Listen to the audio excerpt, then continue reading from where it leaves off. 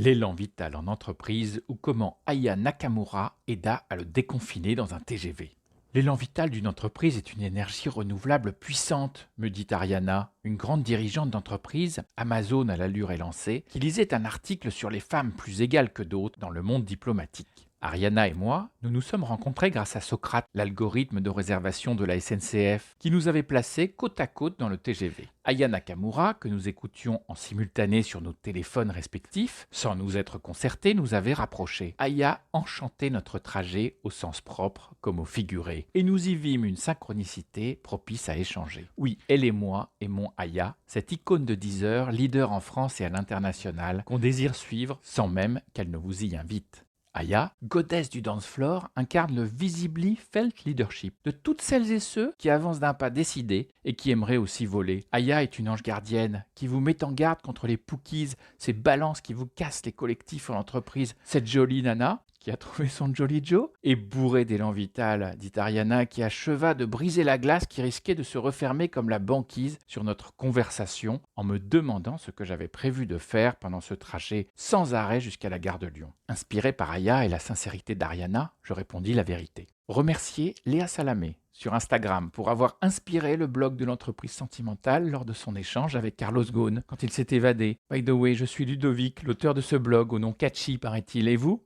Moi, je suis Ariana. Je dirige une entreprise dont j'essaye de tirer les fils et j'aimerais pendant ce trajet résoudre un casse-tête qui me prend la tête. Partagez-le si vous le souhaitez. On trouve parfois une troisième voie à deux, quand seul on n'en trouve pas. M'aventurais-je porté par un élan optimiste, insoupçonné en ces temps contrastés. Ludovic, je cherche à réveiller l'élan vital de mon entreprise pour l'aider à réussir sa vie, répond Ariana. C'est un peu perché, mais c'est vrai. Je suis partagé car d'un côté, on a réellement progressé. Nous avons formulé notre why, cerné notre utilité, objectivé notre contributivité, avec tous les impacts positifs sur nos externalités. On ne doute plus de nos raisons d'exister et on remplit bien la mission qu'on s'est donnée, avec une gouvernance féminisée. De l'autre, je n'arrive pas à être totalement confiante et je ne sais pas pourquoi. J'ai l'impression qu'il nous manque un presque rien ou un je ne sais quoi qui me fait dire qu'être utile et profitable ne nous suffira pas. Mais cela ne suffira pas à quoi ? À réussir notre vie d'entreprise.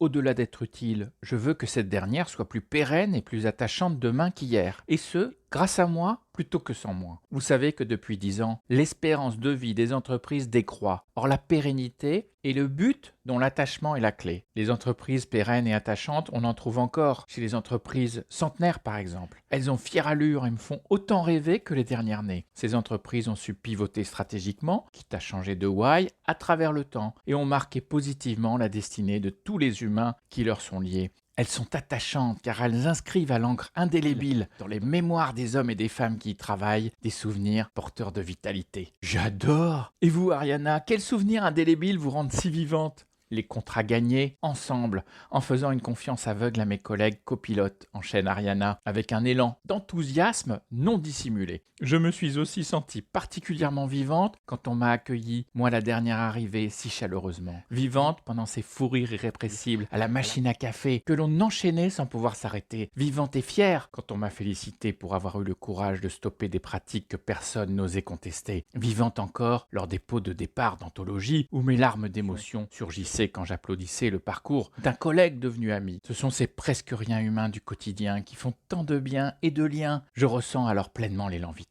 Une manifestation impalpable de vie qui justifie tant d'efforts et de galères vécues. C'est cet élan vital fait de sensations au travail que je voudrais développer davantage. Ariana, vous avez raison, mais avez-vous commencé à le faire ? Je suis tiraillé sur la manière de m'y prendre, poursuit Ariana. J'ai l'impression d'être confiné dans mes propres modes de pensée. J'ai encore l'habitude d'individualiser les objectifs avec des bonus associés, de classer comme au lycée tous les potentiels du premier au dernier, de démettre ou soumettre les résistants au changement, de pondre des plans d'action comme on prend des bonnes résolutions. Et alors, pourquoi ne pas continuer ? L'élan vital n'est-il pas au bout de ce chemin ? Eh bien, j'ai un doute. Ces méthodes précédemment citées ne valent plus grand-chose, s'inquiète Ariana. Nos progressions sont asymptotiques. et leur dérivée seconde négative. En clair, on s'épuise, Ludovic, sans pouvoir activer le second souffle que je libère quand je cours le week-end. J'ai l'impression que je suis entravé, comme avec un moteur bridé, par ma propre culture de dirigeante. Cette culture individualiste dont j'ai hérité génère plus de tension que d'émulation. La consanguinité historique de nos recrutements et nos promotions nous prive de la diversité, si utile à l'innovation. Notre goût du toujours plus brise mon espoir de frugalité pour nous alléger. En plus, ne le dites à personne, ou alors changez mon nom pour l'occasion, mais comme Sharpay dans High School Musical, I want it all. Je veux garder le meilleur de ma culture, mais en même temps la transformer sans rien abandonner. Voilà ce qui me prend le chou. Je comprends mieux. Mais que gagneriez-vous à trouver la source de cet élan vital qui émerge de vos propos, Ariana? Ludovic, on se connaît à peine, mais dites-moi, là, ici et maintenant, que ressentez-vous de ma volonté et de mes difficultés à vouloir changer nos mentalités pour produire plus de vitalité? Demande Ariana. Ariana, merci de vous livrer à cœur ouvert. Ce que je ressens, ce ne sont pas des papillons dans le ventre, mais des chenilles en mutation dans un cocon. Et c'est moins sentimental. Je ressens fortement votre élan conquérant, coincé dans notre carcan culturel. Difficile de nous émanciper d'une culture dont vous comme moi avons hérité. On s'y trouve de facto confiné car elle a façonné jusqu'à nos façons de penser. De plus, nos techniques pour transformer les cultures sont elles aussi typées culturellement. Transformer une culture se résume, le plus couramment, à appliquer la transfusion sanguine, renouveler le sang d'un COMEX en changeant le casting par exemple, ou la cascade managériale, demander à chaque chef de changer de culture pour qu'il la fasse ruisseler, la propagande, bombarder des messages qui ne s'adressent qu'aux autres, sous-entendus pour leur bien. Vous avez raison, mais peut-on faire autrement, ajoute Ariana. Je vois une quatrième option, celle de l'hybridation, à l'instar de votre SUV de fonction. Ne remplaçons pas notre culture par son opposé, mais hybridons-les pour gagner. Les différences géographiques, académiques, psychologiques, générationnelles de vos équipes sont un gisement immense à exploiter. Déployons ensemble la démarche Synclios, qui hybride des visions opposées dans le respect des altérités pour les enrichir mutuellement. Tous vos yin et vos yang en entreprise, forces binaires, sont à tort jugés contraires. Ensemble, nous ferons faire un pas de côté et un pas en avant à vos équipes comme le cavalier, ma pièce préférée sur l'échiquier. Votre rêve de créer de l'élan vital n'est pas illusoire. Il est porteur d'espoir, voire prémonitoire. Tout comme les rêves nocturnes sans tabou préparent les grandes histoires d'amour débridées, ce rêve diurne produira l'élan vital que vous désirez. Dites Ariana, parlerez-vous au prochain World Wide Forum de 2021 de notre étonnante rencontre à cœur ouvert dans le TGV? Who knows, Ludo? Sentimentalement vôtre et à bientôt.